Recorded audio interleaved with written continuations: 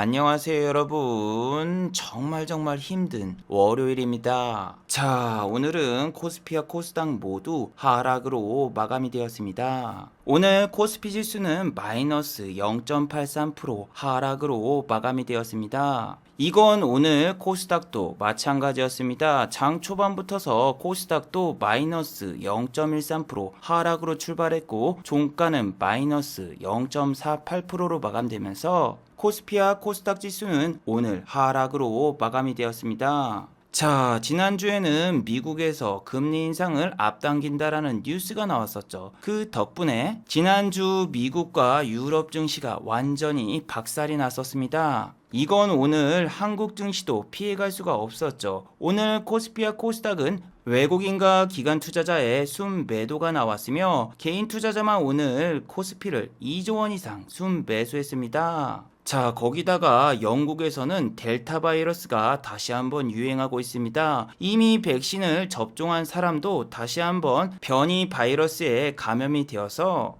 지금 영국에서는 하루 확진자가 1만 명을 돌파했습니다. 자, 과연 내일 한국 증시는 어떤 모습을 보여줄까요? 새로운 변이 바이러스 때문에 지금 전 세계가 상당히 떠들썩합니다. 이런 상황에서 내일 한국 증시는 반등이 나올까요? 아니면은 또 외국인과 기관의 투매가 이어지면서 한국 증시는 조정이 찾아올까요? 오늘 이 시간에 한번 알아보도록 하죠. 자, 지금 시각이 3시 54분입니다. 시간의 단일가 유럽장, 미국장, 그리고 야간 선물도 다 끝나지 않았습니다. 그래서 매까지는 배제를 해보고 진행해 보도록 하겠습니다. 자, 그럼 먼저 해외 시황과 국내 시황 그리고 오늘의 특징주를 한번 살펴보도록 하겠습니다. 자, 그럼 먼저 해외 시황입니다. 자, 오늘은 월요일이라서 아직 다우와 나스닥 그리고 유럽 증시가 개장하지 않았습니다. 그래서 아시아 증시를 먼저 살펴보시면은 자, 아시아 증시는 상하이 종합지수를 제외하고 전부 쑥대밭이 돼버리고 말았습니다. 자, 지난주 이 영상에서 여러분들께 한 가지 말씀드린 게 있었죠. 지금은 세계 증시가 디커플링이 되고 있다. 다우지수와 상하이 종합지수는 같이 커플링이 이어지고 있고 반대로 대만과 한국 그리고 유럽 증시는 전부 나스닥을 따라가고 있습니다. 자, 그런데 지난주 금요일 나스닥은 마이너스 0.92% 하락으로 마감이 되었죠. 지난주 금요일 나스닥이 저렇게 급락이 나온 이유는 내년 말에 금리 인상을 할 것이다. 연준 의원의 발언 때문에 나스닥과 전 세계 증시가 상당히 약세를 보이며 마무리가 되었죠.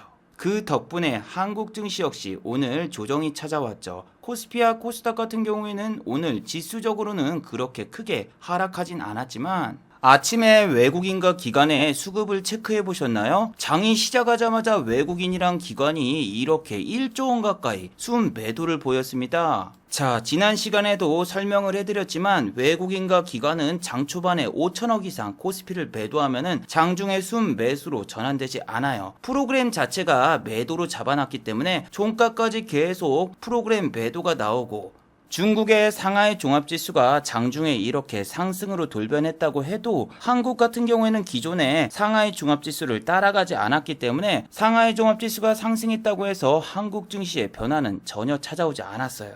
그래도 오늘 코스피 같은 경우에는 아시아 증시에서 상당히 선방했죠. 자, 일본 니케이를 한번 보세요. 마이너스 3%대 급락이 나왔어요. 일본의 니케이가 이렇게 급락이 나온 이유는 뭘까요? 지난번처럼 또 일본이 비상사태를 선언했을까요? 그건 아닙니다.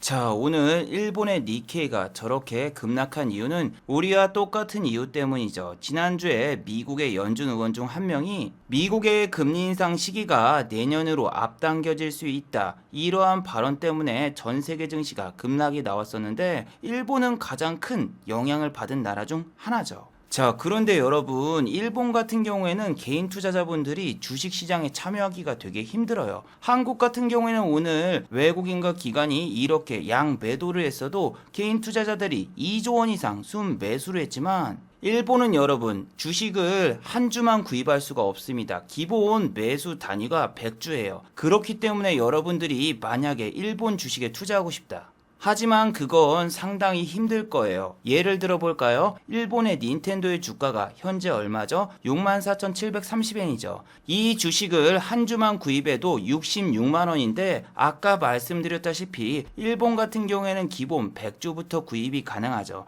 그렇다라는 이야기는 여러분들이 닌텐도의 주식을 사고 싶다고 해도 기본 6천만원부터서 매수가 가능해요. 그래서 일본 같은 경우에는 개인 투자자의 비율이 상당히 낮습니다. 그리고 일단 주식이라고 하면은 부정적인 이미지가 상당히 강해요. 예전에 일본은 버블 시대가 있었기 때문에 그 당시의 기억을 떠올리시는 분들이 많고, 아직도 젊은 층들은 예금이라던가 적금을 들지 주식을 하는 사람은 그렇게 많지 않아요. 제가 일본에서 유학했을 때도 친구들에게 주식을 하냐고 물어보니까 펀드는 들어도 개인이 직접 주식을 하는 경우는 상당히 드물었습니다. 그래서 한국의 동학 개미처럼 개인이 증시를 지탱해주거나 그런 현상은 잘 나오지 않아요. 그리고 일본에 이어서 대만 같은 경우에도 오늘 마이너스 1.48% 크게 하락이 나왔죠. 이건 지난주 이 영상을 통해서 여러분들께 설명해 드렸다시피 미국의 반도체 관련주 마이크론 테크놀로지가 4.58% 급락이 나왔습니다. 자, 미국의 마이크론 테크놀로지가 급락을 하면은 한국의 SK 하이닉스와 삼성전자 역시 시작부터서 개파락으로 출발하죠. 그리고 대만도 대만의 삼성전자라고 불리는 TSMC도 하락할 수밖에 없죠. 오늘 대만의 TSMC는 마이너스 3.32% 급락이 나왔습니다. 그리고 한국의 반도체주 SK 하이닉스 역시 오늘 마이너스 2.02% 하락으로 마감이 되었죠. 자, 지난주까지만 해도 SK 하이닉스는 다시 한번 13만원을 돌파할 것처럼 보여주고 결국에는 다시 제자리로 돌아와 버리고 말았습니다. 수급을 보셔도 3일 연속 SK 하이닉스는 개인 투자자만 이렇게 순매수를 하고 있고 외국인과 기관은 SK 하이닉스를 연일 매도하고 있죠. 이건 SK 하이닉스뿐만이 아니라 삼성전자 역시 마찬가지죠. 삼성전자 역시 외국인과 기관은 매번 양매도를 보이고 있고 오늘도 개인 투자자만 삼성전자를 순매수했습니다. 자, 삼성전자 같은 경우에는 지금 코스피 지수가 사상 최고치를 돌파했는데도 불구하고 삼성전자의 주가는 오히려 하락세가 지속되고 있습니다. 오늘 같은 경우에도 삼성전자는 8만 전자가 붕괴되고 다시 한번 7만 전자로 돌아와 버리고 말았죠. 자, 이렇게 되면은 코스닥의 반도체주도 하락할 수밖에 없죠. 오늘 코스닥의 반도체주들은 대부분 이렇게 하락으로 마감이 되었습니다. 자, 여기를 보시면은 차량용 반도체든 혹은 반도체 장비든 반도체 재료 부품이든 상승한 종목이 거의 찾아볼 수가 없어요.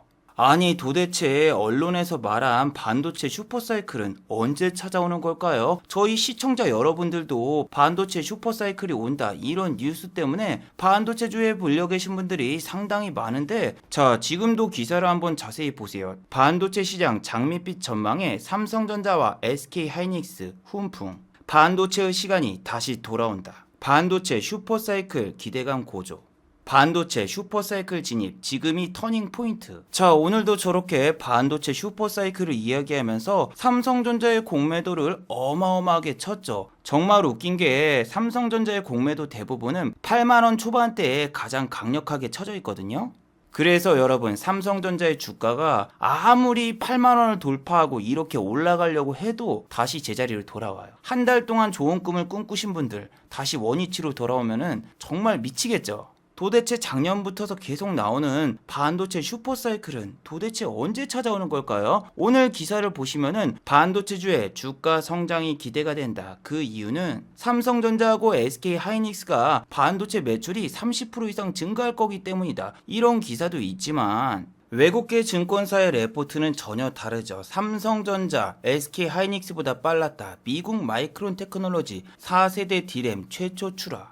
아니, 그리고 미국에서는 이번 하반기에 디램 가격이 약세를 보일 것이다. 이러한 레포트가 나오고 있는데 한국 같은 경우에는 디램 가격이 오를 것이고 수요가 폭발할 것이다. 이런 식으로 기사가 나오고 있죠. 그래서 삼성전자하고 SK 하이닉스가 어느 정도 상승이 나오려면은 일단 마이크론 테크놀로지의 주가가 어느 정도 회복이 돼야 되겠죠. 지금 차트를 보세요. 삼성전자하고 마이크론 테크놀로지 차트가 똑같습니다. 자, 그렇다면은 내일 삼성전자와 SK 하이닉스는 반등이 나올 수 있을까요? 일단 오늘 나스닥이 반등이 나와줘야 되는데 다행인 사실은 S&P 500과 나스닥 야간 선물이 우리 장이 끝난 다음에 양전을 하였고 유럽 증시도 아직까지는 그렇게 나쁘지 않은 모습을 보여주고 있어요.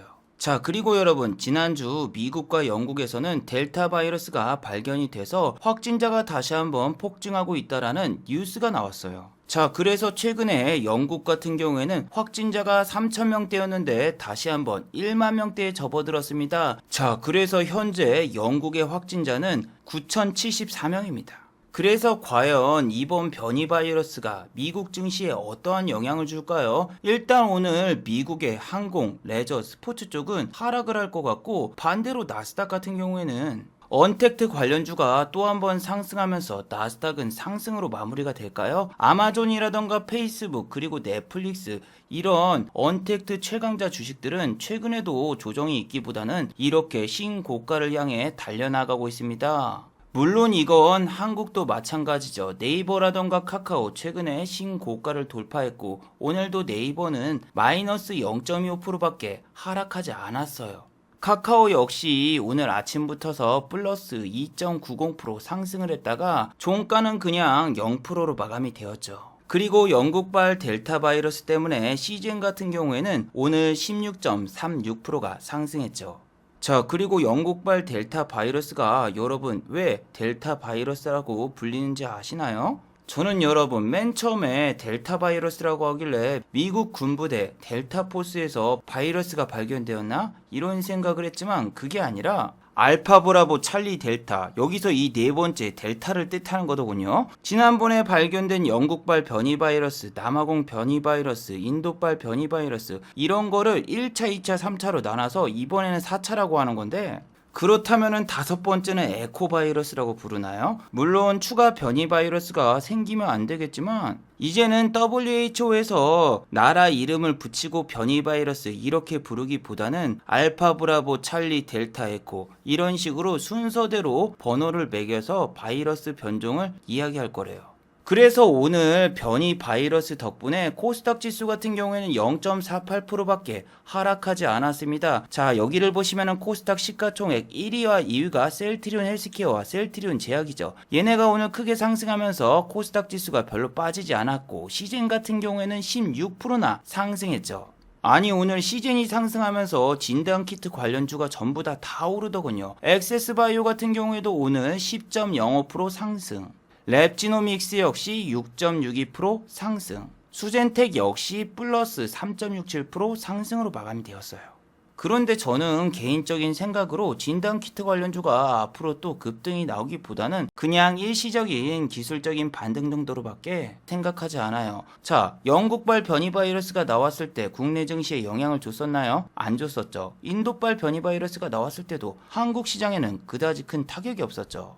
시젠이 지난번에 이렇게 크게 상승했을 때는 무상 증자와 오세훈 씨 이슈 때문에 오른 거지 영국발 변이 바이러스, 인도발 변이 바이러스 이런 것 때문에 지난번에 이렇게 상승한 건 아니었잖아요. 그리고 시즌의 수급을 확인해 보시면은 개인 투자자만 이렇게 매수를 했고 기관 같은 경우에는 단타 전문 기관인 투신이 매수를 했죠. 공매도도 살펴보시면은 이야 오늘도 공매도 끝내주죠. 오늘 공매도가 좀 없다라면은 얘네가 쇼커버링이 나오거나 좀 더 오를 수 있겠구나 이 정도 생각이 들지만 최근 한 달 이내에 가장 큰 공매도가 오늘 발생했습니다. 그래서 시즌 같은 경우에는 오늘 오르는 종목이 별로 없기 때문에 개인 투자자분들의 수급이 많이 쏠린 거로밖에 생각이 되지 않아요. 오늘 실제로 코스닥의 상승 종목을 보시면은 상승 종목이 371 종목, 하락이 993 종목이었습니다. 그리고 이건 코스피도 똑같죠. 하락이 725 종목, 상승이 162 종목, 먹을 게 별로 없는 장이었어요. 그뿐만이 아니죠. 비트코인 시장 역시 완전히 무너졌습니다. 현재 마이너스 8%대 하락이 나오고 있고 상승 중인 코인이 하나밖에 없습니다. 코인 시장은 지금 완전히 무너지고 말았어요.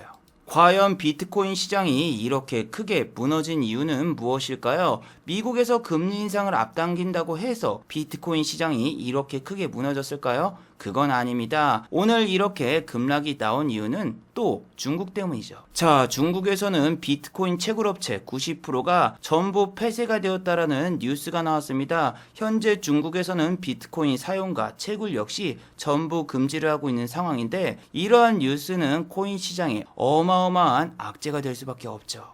자, 그래서 오늘 업비트 관련주 에이티넘 인베스트먼트 같은 경우에는 장 초반에는 플러스 5.77% 상승을 했으나 장 막판에 투매가 나오면서 결국에는 마이너스 2.42% 하락으로 마감이 되었습니다.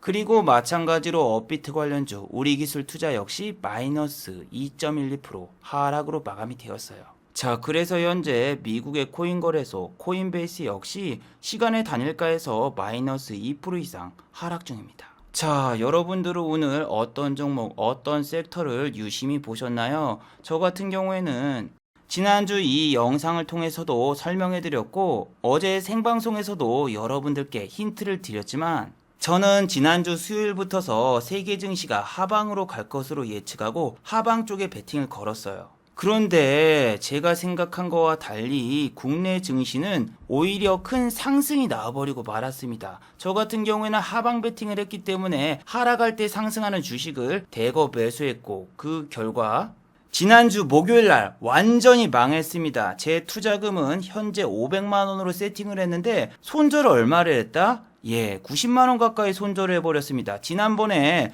500만원 가지고 이틀 만에 100만원 이상 수익이 나서 매매가 되게 잘 풀리는 느낌이 들었었는데, 지난주 목요일날은 매매가 완전히 꼬여버리고 말았어요.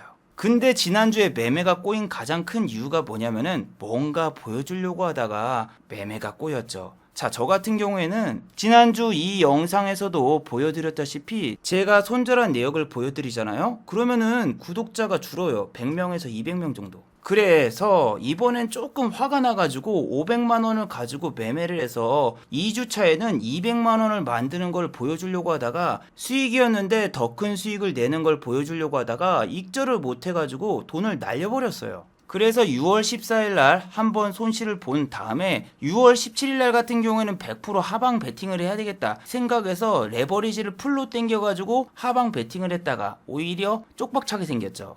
와, 그래서 이틀 동안 50번의 매매를 통해서 100만원 넘게 수익을 냈는데 단 이틀 만에 다시 다 날려버리니까 사람이 멘탈이 나가더군요.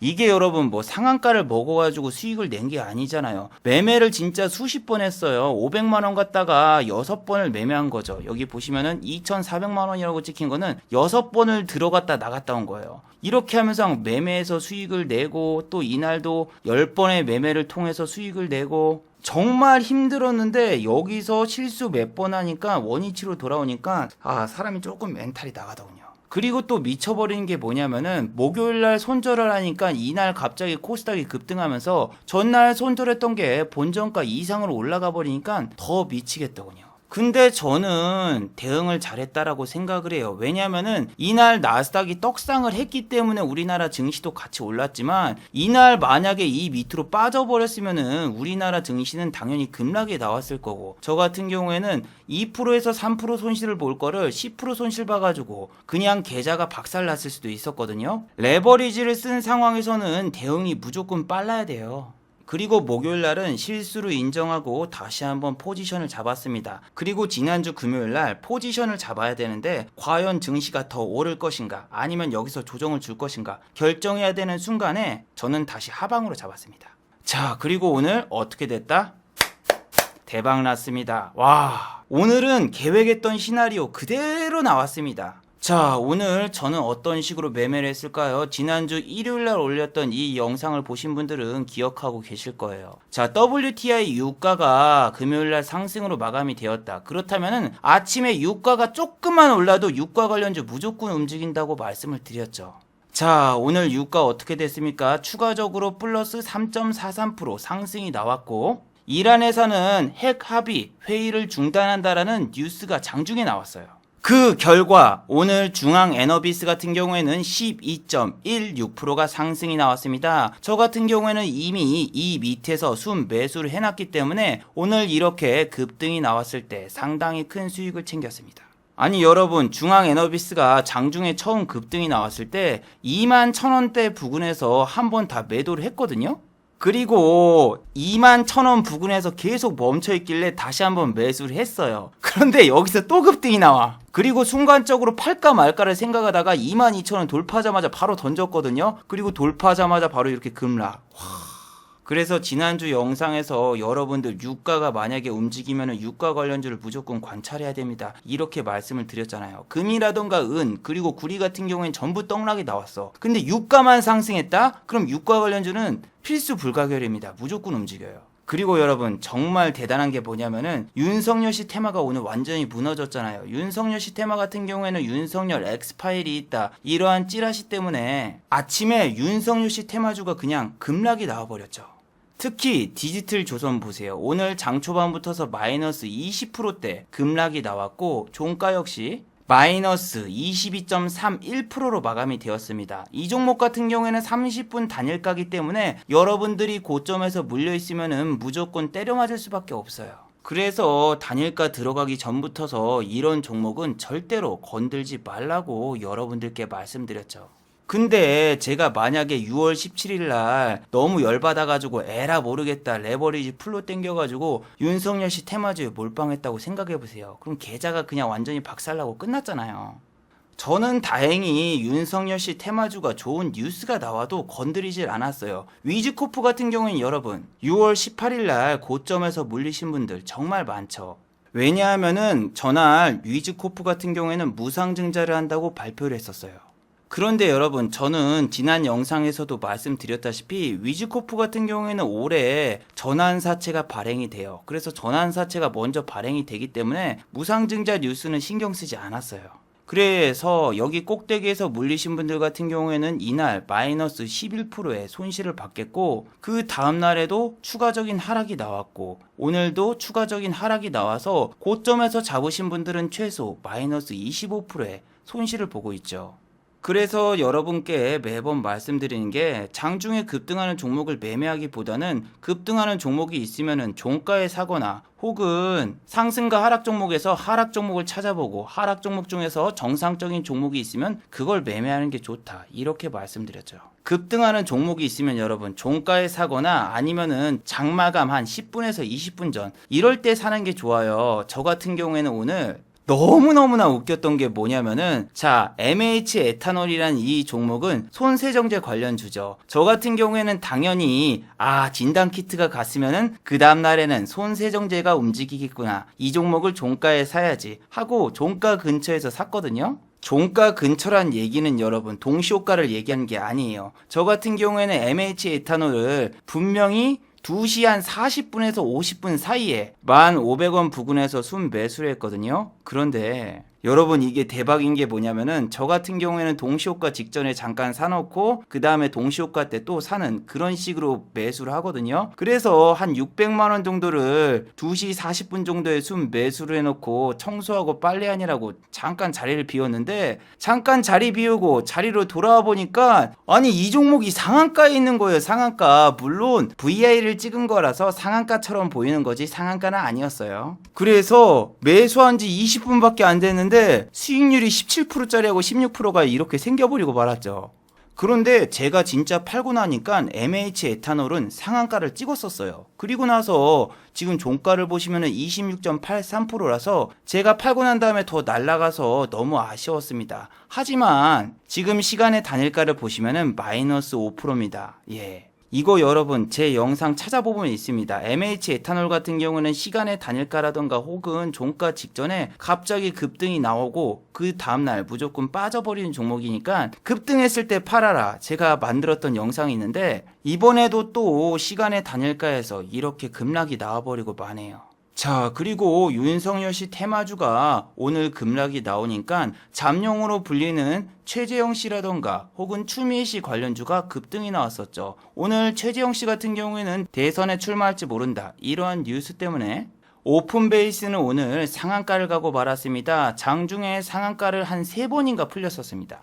보시면은 상한가를 잠그자마자 30분 뒤에 이렇게 상한가가 3번 정도 풀렸는데 저 종목이 상한가가 풀려버리니까 이로운이라던가 PBI 이런 주식도 같이 하락이 나왔어요. 이로운 같은 경우에도 최재형씨 테마주고 현재 투자 경고 종목입니다. 이런 종목 같은 경우에는 신용이라던가 미수가 전혀 적용이 되지 않고 내일 조금만 더 상승한다면은 이루온 같은 경우에는 3일 단일가 지정 예고장이 분명히 도착할 거예요. 오늘 같은 경우에도 보시면은 외국인이라던가 기관의 순 매수는 없었고 개인 투자자들의 순 매수로 이렇게 주가가 상승이 나왔죠. 자, 그리고 PPI 같은 경우에는 오늘 3등주로 전략해버리고 말았는데 장 초반에는 분명히 26.13%까지 상승이 나왔습니다. 이 종목이 3등주여가지고 분명히 이로온과 PBI가 따라가는 모습을 보이다가 갑자기 한일 단조라는 종목이 치고 올라오더군요. 이 종목 같은 경우에는 4등주라고 불릴만한 종목이고 상승률도 장 초반엔 그렇게 크지 않았어요. 근데 갑자기 왜 1시 이후에 이렇게 큰 슈팅이 나왔을까?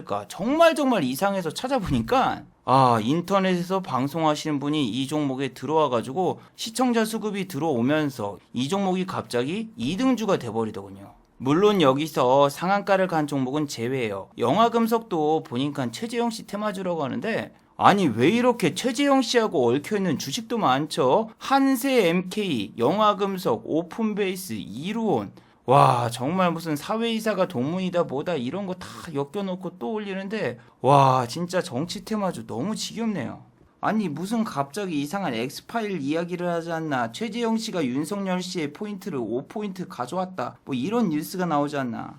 정치 테마주밖에 요즘 움직이는 경향이 너무 심해서 요즘 매매가 참 재미가 없습니다. 그래도 오늘 같은 경우에는 정상적인 종목도 어느 정도 움직였습니다. 특히 AP 시스템, OLED 관련주죠. AP 시스템이 움직이면은 2등주인 HB 테크놀로지도 같이 따라오는데 HB 테크놀로지 같은 경우에는 3.78%밖에 상승하지 않았지만 오늘 AP 시스템 같은 경우에는 10.46%까지 장중에 상승이 나왔었죠. 52주 신고가를 돌파했고 매물대가 별로 없어서 더 오르기 좋을 것이다 이렇게 생각하시는 분도 있겠지만 자, 이 종목 같은 경우에는 52주 신고가일 뿐이지 작년이라던가 혹은 재작년에 고점에서 물리신 분들이 상당히 많아요.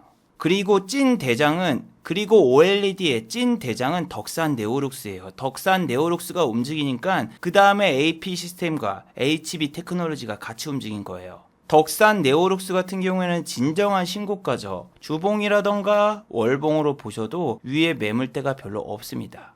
그런데 덕산 네오룩스라던가 AP 시스템이 도대체 왜 상승하는 걸까? 이유부터 알아야 되겠죠. 설마 또 덕성처럼 덕산 네오룩스도 같은 덕시로 시작하니까 윤석열 테마주인가 생각을 했더니 그건 아닌 것 같더군요. 덕산 네오룩스는 OLED 기반이 성장세가 기대가 된다라는 레포트 때문에 지금 이렇게 크게 상승이 나오고 있죠.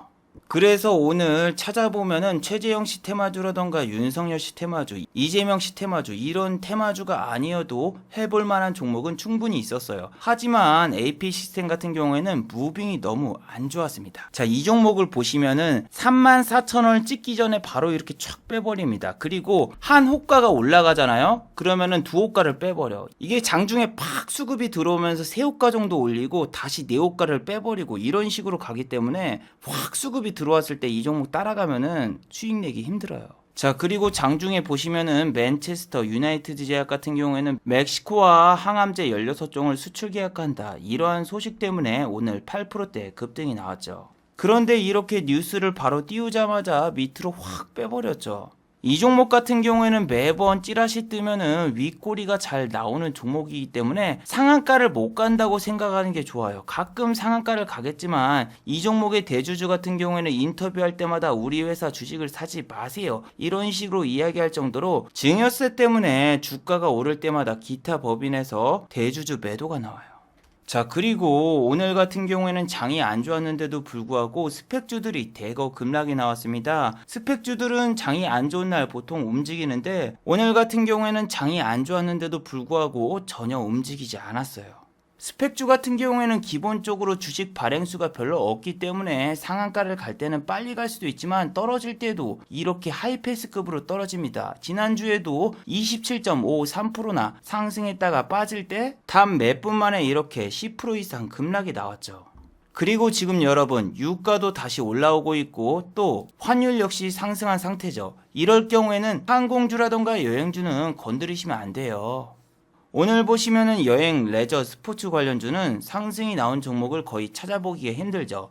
티웨이 항공 같은 경우에는 오늘 마이너스 5.14% 하락으로 마감이 되었습니다. 차트를 보시면은 여러분들이 좋아하는 5일선도 이미 깨고 내려왔고 이제는 남은 거는 뭐 200일선이라던가 60일선 이런 선밖에 남아있지 않은데 지금은 여러분 항공, 레저, 스포츠가 이 차트의 선이 중요한 게 아니라 델타 변이 바이러스 뉴스가 더 중요합니다. 이런 뉴스가 나올 때마다 항공, 레저, 스포츠 이런 주식은 거의 하락할 가능성이 높고 호텔이라던가 레저, 스포츠 관련주도 지금 공매도가 많이 쌓이면서 밑으로 빠지고 있습니다. 자, 호텔 신라 같은 경우에는 얼마 전 이렇게 10만원을 터치했다가 10만원 밑으로 계속 빠지고 있죠. 근데 호텔 신라는 그나마 양방 김입니다. 자, 신세계를 보세요. 신세계 같은 경우에는 지난번 이베이 코리아를 입찰한다 그런 뉴스가 나온 다음부터서 오히려 이렇게 주가가 계속 하락 중이에요. 물론 이베이 코리아 입찰에 참여했던 롯데쇼핑 역시 이렇게 일주일 동안 계속되는 하락이 나오고 있죠. 오늘 같은 경우에는 약간의 반등이 나오면서 플러스 0.43% 상승이 나왔지만 수급을 확인해 보시면은 매일째 개인만 계속 주구장창 매수하고 있죠. 그런데 여러분 여기서 의문은 왜 이베이 코리아 인수가 끝났는데 롯데쇼핑을 개인 투자자분들이 매수하고 있을까요? 아마 이 기사를 보고 개인 투자자분들이 롯데쇼핑을 매수하는 게 아닐까요? 자, 이베이 코리아 입찰에 실패한 롯데가 이번에는 요기요를 인수할 것이다 이러한 뉴스가 있지만 여기 기사에도 잘 나와 있죠. 인수를 해봤자 홈플러스가 인수를 하거나 혹은 롯데쇼핑은 이번 입찰 전에 참가를 안 할 거라는 기사도 있기 때문에 저런 기사를 보고 여러분들이 함부로 롯데쇼핑을 매수하면 절대로 안 됩니다. 자, 그리고 배틀그라운드 관련주, 크래프톤 관련주도 지금 시간의 단일가에서 보시면은 이렇게 7.24% 상승이 나왔거든요. 그런데 대성창투 같은 경우에는 크래프톤 관련주이면서도 업비트 관련주입니다. 업비트가 내릴 때는 장 초반에 하락으로 출발해서 오늘 같은 경우에도 마이너스 6.25% 하락으로 출발했죠. 하지만 장중에 크래프톤 IPO 관련 뉴스가 나오면서 오늘 결국 상승 전환이 나왔어요. 이 종목 같은 경우에는 비트코인 가격도 신경을 써야 되고 크래프톤 뉴스가 나오나 안 나오나 두 개를 멀티플레이로 동시에 체크해야 되기 때문에 난이도가 상당히 높습니다. 자, 마지막으로 한번 정리해 보도록 하겠습니다. 1번 윤석열 관련주는 조심하도록 하세요. 윤석열 엑스파일 뉴스가 나오면서 갑자기 윤석열 관련주가 오늘 무더기 급락이 나왔습니다. 어차피 이런 찌라시성 기사는 대선 전에 무조건 나옵니다. 자, 하지만 지금은 최재형 씨 관련주라던가 김동연 씨 관련주 같은 다른 쪽 주식에 수급이 쏠리고 있습니다. 그래서 당분간 윤석열 씨 테마주는 조정이 올 수 있으니 주의하시기 바랍니다. 두 번째, 델타 바이러스 관련주는 무엇이 움직일까요? 이미 오늘 진단키트와 손소독제 관련주는 움직였죠. 그렇다면 과연 다음번에 어떤 주식이 움직일까요? 마스크 관련주가 움직일까요? 이런 주식 같은 경우에는 움직인 다음에 추후에 매수하는 게 좋습니다. 어떤 게 움직일지도 모르는 상황에서 괜히 이상한 잡주 같은 거를 선침해 놨다가 장이 꺾이면서 하락하면은 큰 손실이 이어질 수 있기 때문에 이런 주식은 선침해를 절대로 하지 마시길 바래요. 자, 유튜브 광고도 끝까지 시청해주시면 정말로 고맙겠고 좋아요와 구독하기도 많이 눌러주시면 정말로 고맙겠습니다. 아, 그리고 또 어제 생방송 전에 저를 후원해주신 정말 고마운 분들이 계셨네요. 네, 제 유튜브 영상 밑에 있는 투네이션 후원하기 버튼을 눌러주시면 저를 후원해주실 수 있는데 아, 제가 착각했네요. 오늘은 후원해주신 분이 아무도 안 계셨습니다. 자, 다들 수고하셨고 즐거운 평일 되시기 바랍니다. 다들 수고하셨습니다.